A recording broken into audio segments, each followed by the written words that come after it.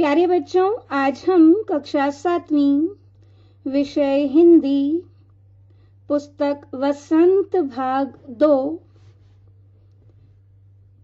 उपविषय पाठ 20 विप्लव गायन का व्याख्यान 1, जिसमें हम कविता का सार व अभ्यास प्रश्नोत्तर पढ़ेंगे। बेटा, यह वसंत भाग 2 पुस्तक का अंतिम पाठ है विप्लव गायन। विप्लव का अर्थ होता है विद्रोह और गायन मतलब गीत, कविता। तो यह पाठ बालकृष्ण शर्मा नवीन जी के द्वारा लिखा गया। नवीन जी जो हैं नई प्रगतिशील विचारधारा के कवि थे। उन्होंने पुरानी कुरीतियों, समाज में जो पुरानी कुरीतियां फैली थीं, उनके खिलाफ विद्रोह की कविताएं लिखी, जिनमें से एक कविता है विप्लव गायन। तो चलिए अपनी इस कविता को शुरू करते हैं। सबसे पहले कवि परिचय। नाम बालकृष्ण शर्मा नवीन। जन्म 8 दिसंबर 1897 ईस्वी में ग्वालियर के जिला शाजापुर के समीप भयाना नामक ग्राम में हुआ। रचनाएं रश्मि, रेखा, कुमकुम, अपलक, ओस बिंदु, प्राण पर्व, उर्मिला, भिक्षा आदि। मृत्यु 29 अप्रैल 1967। तो हमने पढ़ा कवि परिचय। नाम बालकृष्ण शर्मा नवीन।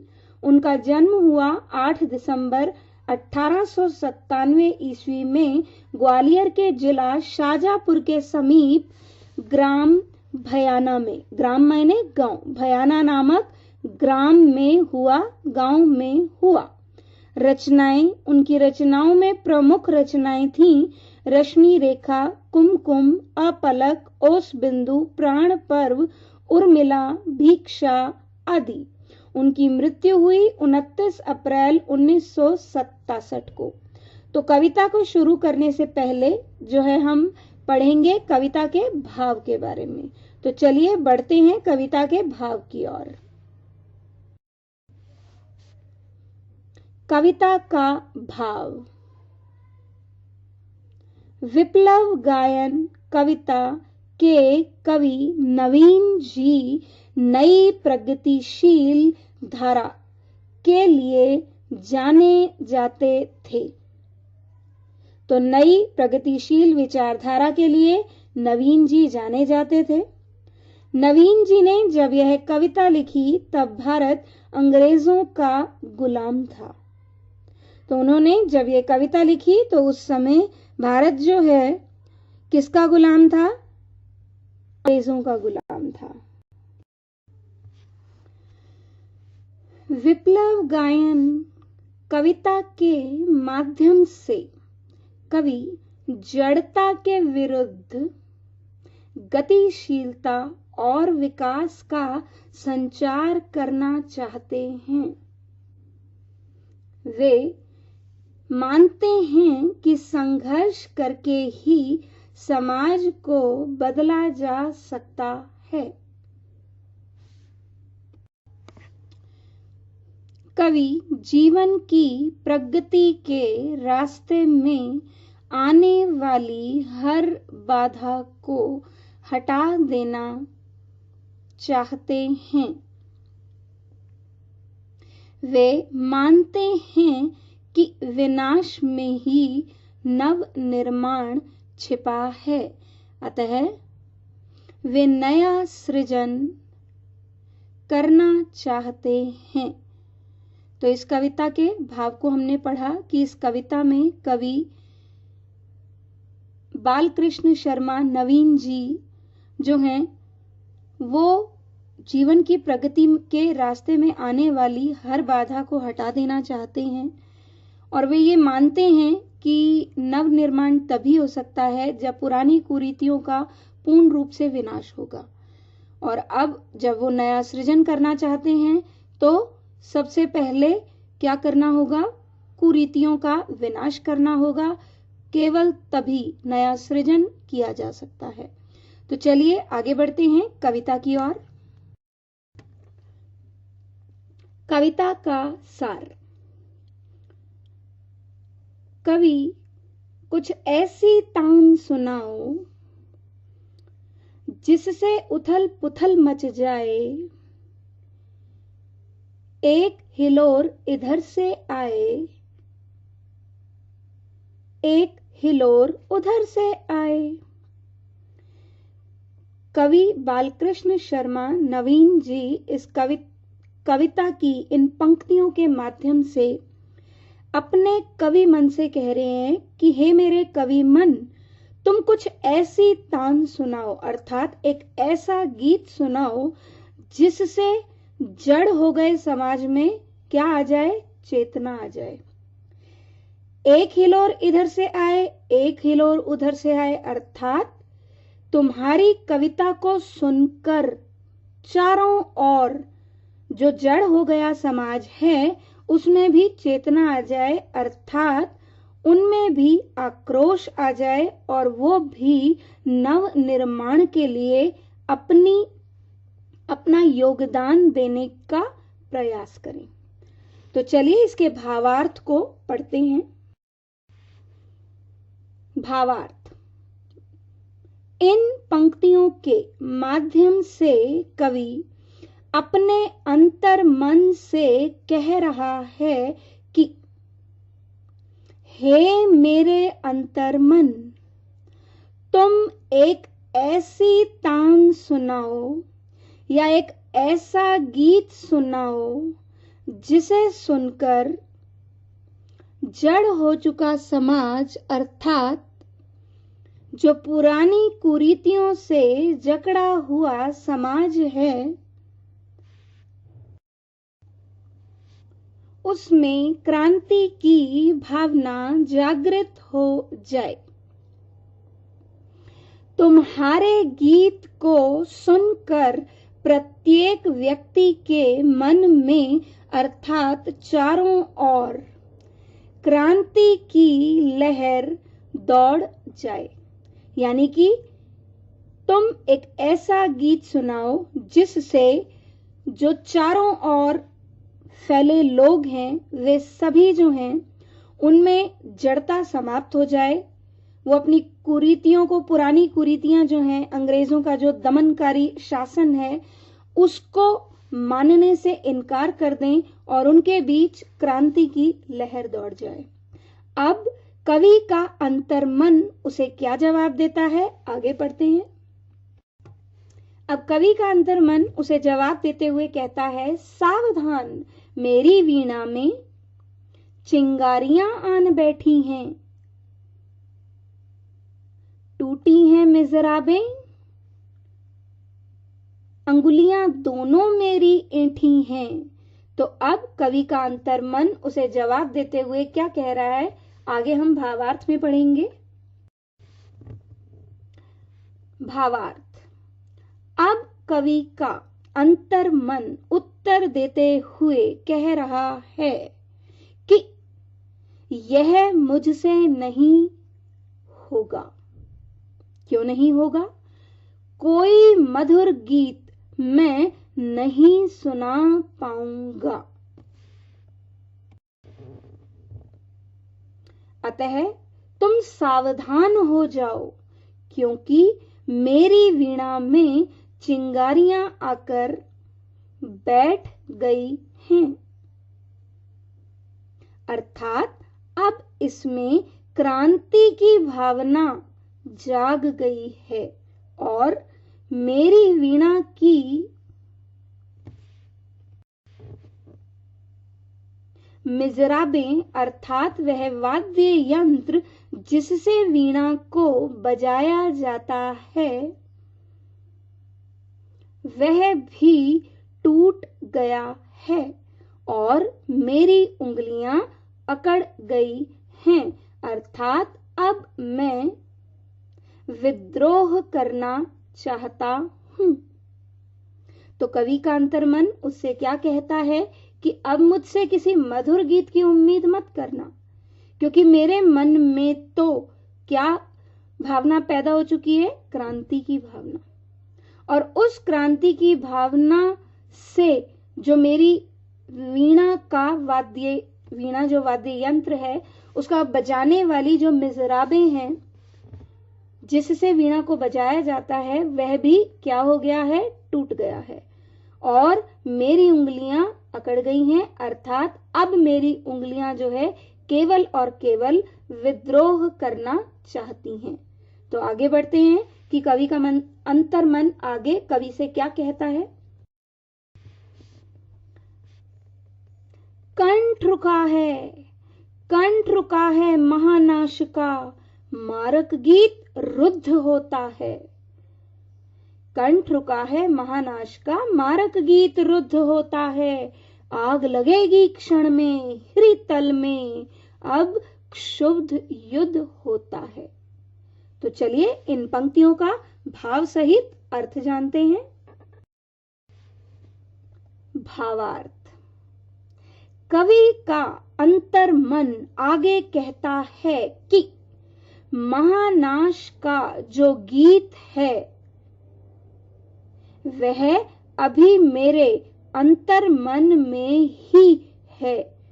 कंठ रुका है महानाश का, क्योंकि मैं यह भली भांति जानता हूं, अच्छी तरह जानता हूं कि यदि यह गीत लोगों तक पहुंचा तो हर दिल में क्रांति की ज्वाला को जला देगा और चारों ओर क्रांति की लहर दौड़ जाएगी। तो अब कवि का अंतर्मन क्या कहता है कि महानाश का जो गीत है वह अभी कहाँ है, मेरे अंतर्मन में ही है, क्योंकि मैं यह अच्छी प्रकार जानता हूं कि यदि यह गीत लोगों तक पहुंचा तो हर दिल में क्रांति की ज्वाला को क्या कर देगा, जला देगा और चारों ओर क्रांति की लहर दौड़ जाएगी। तो चलिए आगे बढ़ते हैं। झाड़ और झंखाड़ दग्ध हैं, इस ज्वलंत गायन के स्वर से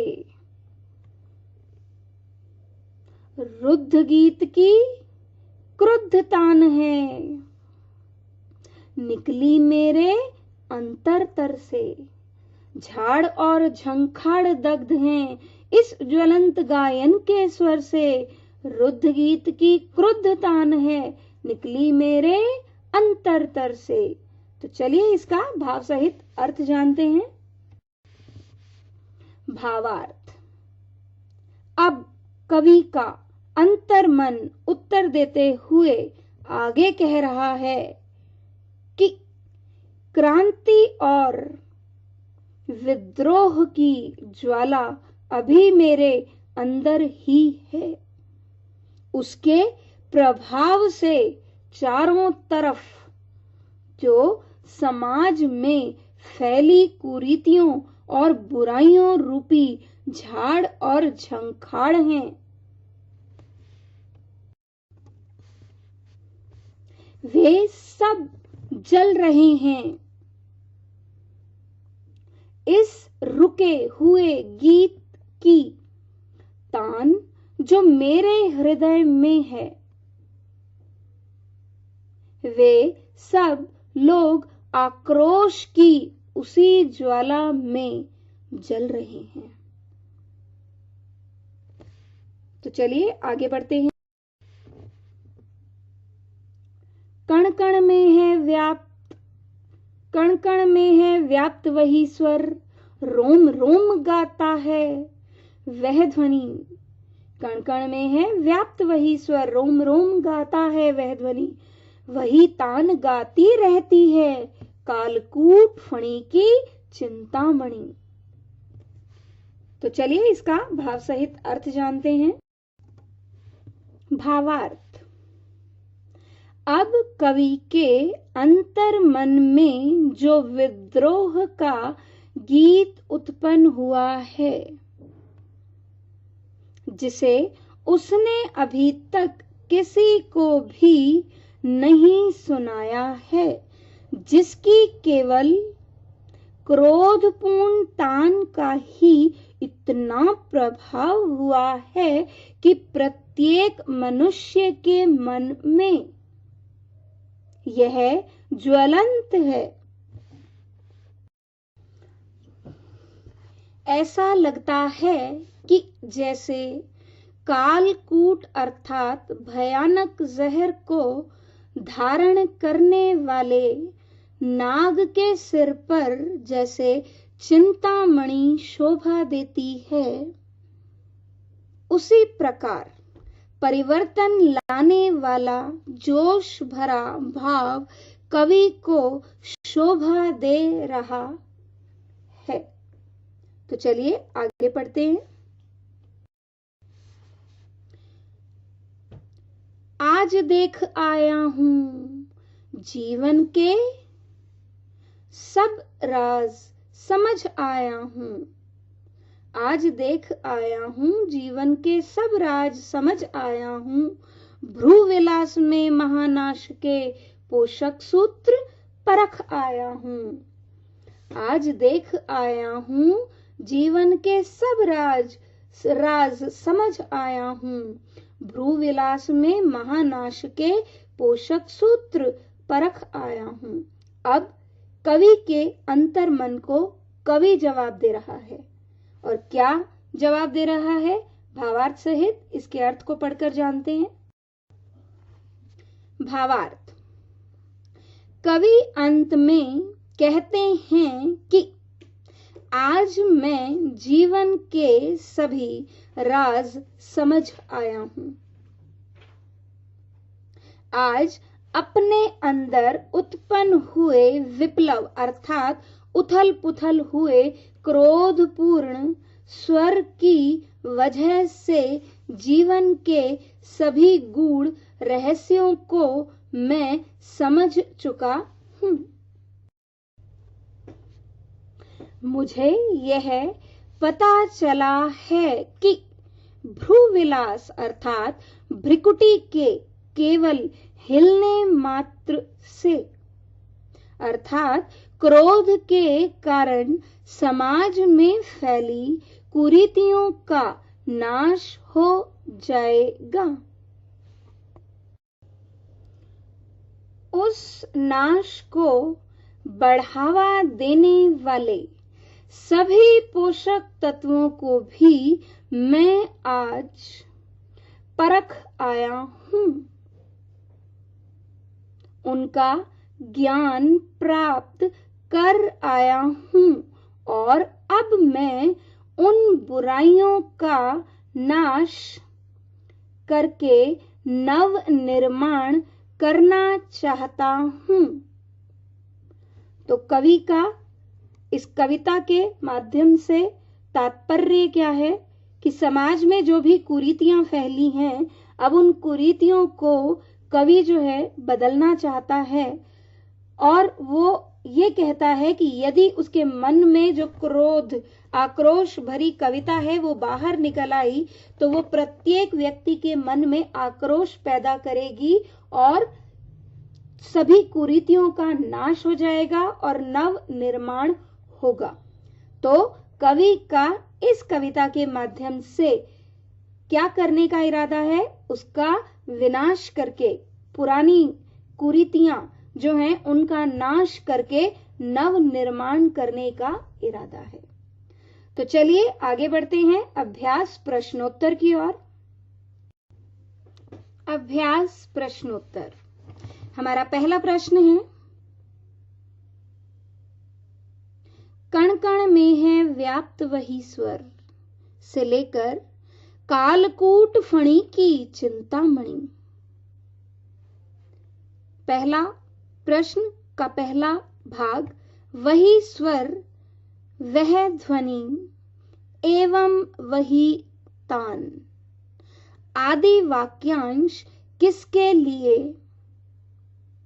किस भाव के लिए प्रयुक्त हुए हैं। उत्तर। क भाग, वही स्वर वह ध्वनि एवं वही तान। जैसे वाक्यांशों का प्रयोग नवनिर्माण का रास्ता खोलने के लिए तथा जन जागृति का आह्वान करने के लिए किया गया है। इसके अलावा इन वाक्यांशों का प्रयोग क्रांति की उस भावना के लिए किया गया है जो हर और व्याप्त है। तो वही स्वर, वह ध्वनि एवं वही तान जैसे वाक्यांशों का प्रयोग किस लिए किया गया है? नवनिर्माण का रास्ता खोलने के लिए और जन जागृति का आह्वान करने के लिए। इसके अलावा इन वाक्यांशों का प्रयोग क्रांति की उस भावना के लिए किया गया है जो कि हर ओर व्याप्त है, चारों ओर फैल चुकी है या फैली हुई है। ख भाग, वही स्वर, वह ध्वनि एवं वही तान से संबंधित भाव का रुद्ध गीत की क्रुद्ध तान है निकली मेरे अंतरतर से। पंक्तियों से क्या कोई संबंध बनता है? उत्तर, हाँ। वही स्वर, वह ध्वनि एवं वही तान से संबंधित भाव रुद्ध गीत की क्रुद्ध तान है निकली मेरे अंतरतर से। पंक्तियों से सही संबंध बनता है क्योंकि कवि की इन पंक्तियों में वर्तमान व्यवस्था के प्रति आक्रोश है। वही क्रांति गीत के रूप में निकल रहा है और वही क्रांति रोम रोम में घुलकर प्रतिध्वनित होने लगी है।